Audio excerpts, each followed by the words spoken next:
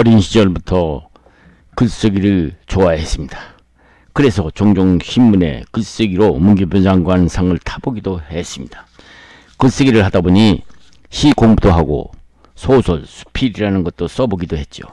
그런 때문인지 학창시절 문예반 활동에 참여하여 확보에 글을 발표해 보기도 했죠. 그 후 먹고 살기 위해서 직장 생활을 하면서 글쓰기를 잠시 중단된 적도 있었지만, 그래도 글쓰기 취미 탓인지 직장에서도 글을 사보에 투고하여서 글솜씨를 발휘하기도 했습니다. 글을 쓴다는 것, 당시 시를 쓴답시고 하면서 펜만 잡으면 어떻게 써야 할까 고민 아닌 고민을 한 적이 한두 번이 아니었죠. 그런데 안타까운 것은 지금은 신문사마다 신춘문예 투고가 있어서 이른바 문인등단을 한다는 사람들도 옛날에 있었지만요, 지금은 그게 없어졌죠. 그래서 도대체 문단에 등단한다는 것이 무슨 의미가 있는지 모르고 지내기는 했죠. 학생 시절, 문예반 시절, 그리고 김동리 선생이 서울시내 문예반 학생들과 대화를 나눈 적에 참석한 적이 있는데요. 그 김동리 선생과 멀찌감치 떨어져서 대화 한마디도 못하고 자작품 발표를 할 때 나가서 작품 발표를 해본 적이 있었는데요. 그 김동리 선생이 생전 처음 내 작품 낭독평을 하시면서 하신 격려 말씀이 아직도 귀에 쟁쟁합니다. 그날 어떻게 쓰면 시를 잘 짓는가에 대한 강의를 하셨는데요.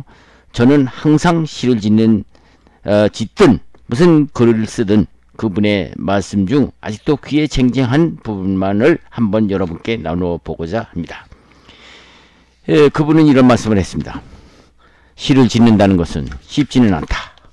그렇다고 해서 시 쓰는 것은 처음부터 두려워할 것까지는 없다면서, 시를 잘 쓰려면 우선 유명 시인들의 시를 많이 읽고 많이 시를 짓는 방법밖에 없다고 했다.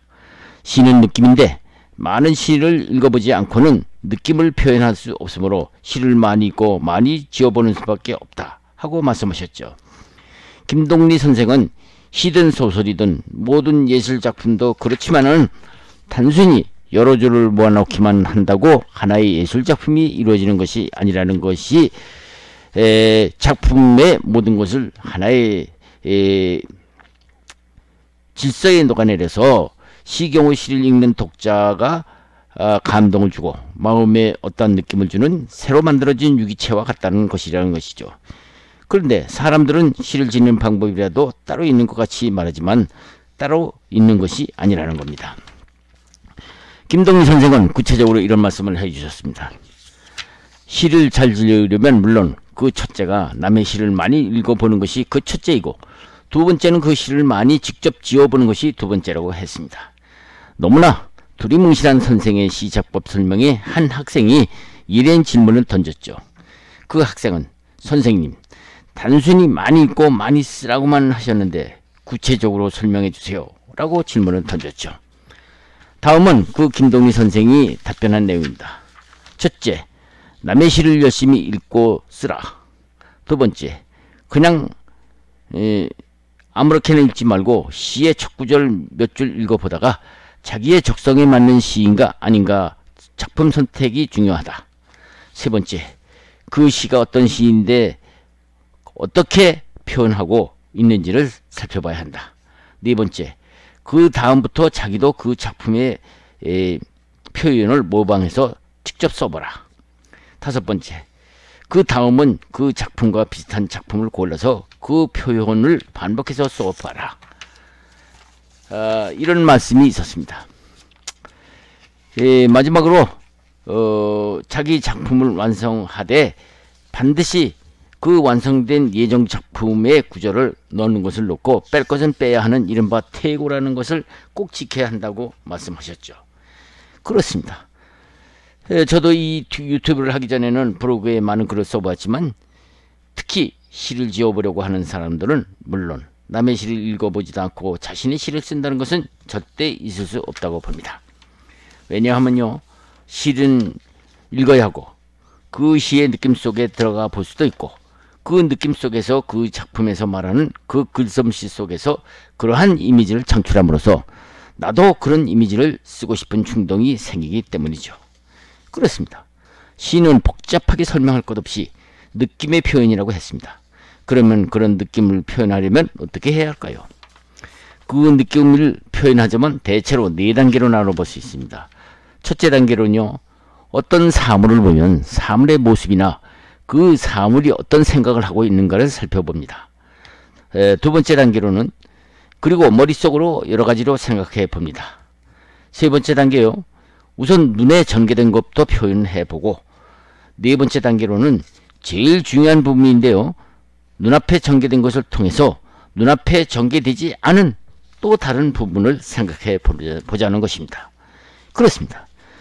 시는 시를 짓는 대상에 대하여 뜬구름 잡는 글을 써서는 안 되기 때문에 눈앞에 나타난 느낌을 그대로 쓰되 거기에 숨겨져 있는 비밀이라든가 매력이라든가 또는 아름다움을 드러내야 하는데요, 목표를 세워야 합니다. 시청자 여러분, 시에 대한 본격적인 강의에 들어가기 전에 우선 프랑스 시인 장콕도의 아주 짧은 글을 우선 읽어보기로 합시다. 그 시를 감상한 후 다음 편에는 여러 시를 차례로 감상도 해보겠습니다. 자, 읽겠습니다.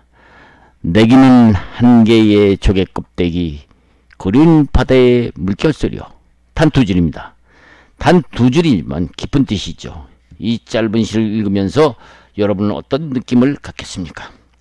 물론 느낌이야 다 다르시겠지만은 읽어보면 이 시의 낭독의 느낌은 그 글의 맛이 금방이라도 잡힐 것 같지만 그렇지도 않은 것이, 이 시의 느낌을 보면은 바닷가 한 곳에 어떤 떨어진 조개가 바닷물 소리를 들으면서 무엇인가를 얘기하려는 것이 시인이 설명하라는 것과 같은데요, 뭔지 빨리 잡히지 않지만은 무슨 뜻인가는 숨겨져 있는 것 같이 느껴지죠.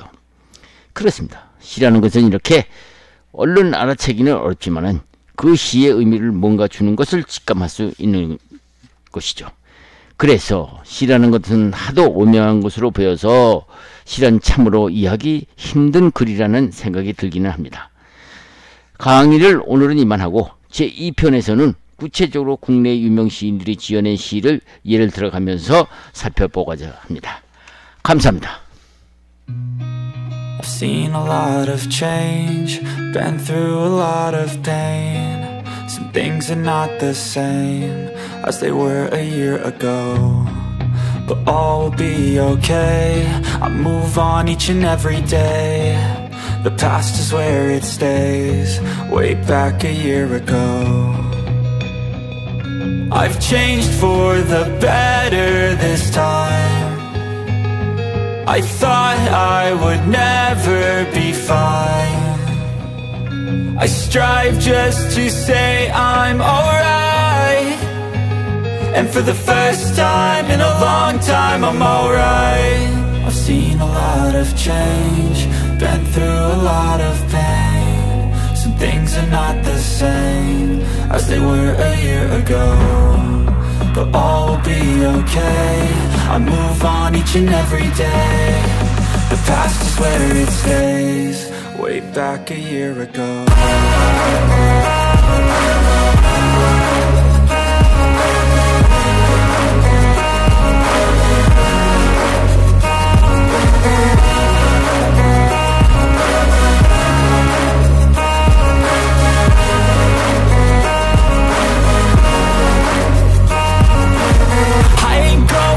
I'm not falling, I'll push all my chips and call all in. I'll bet on myself, you keep stalling. I hear destiny and it's calling. I'll keep my head up high through the downs and lows, and where I'll go in life, still nobody knows. But I'ma choose what's right and take what comes and goes, and ain't no one in life holding me back no more.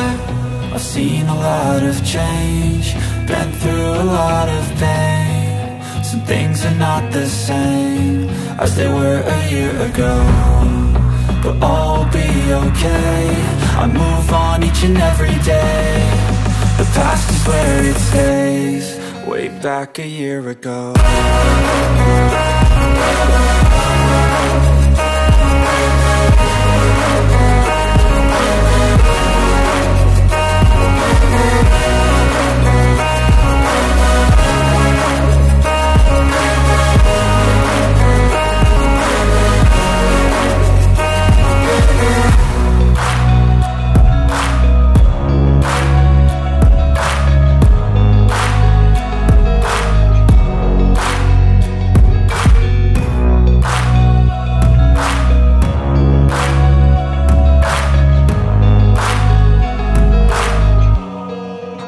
back a year ago.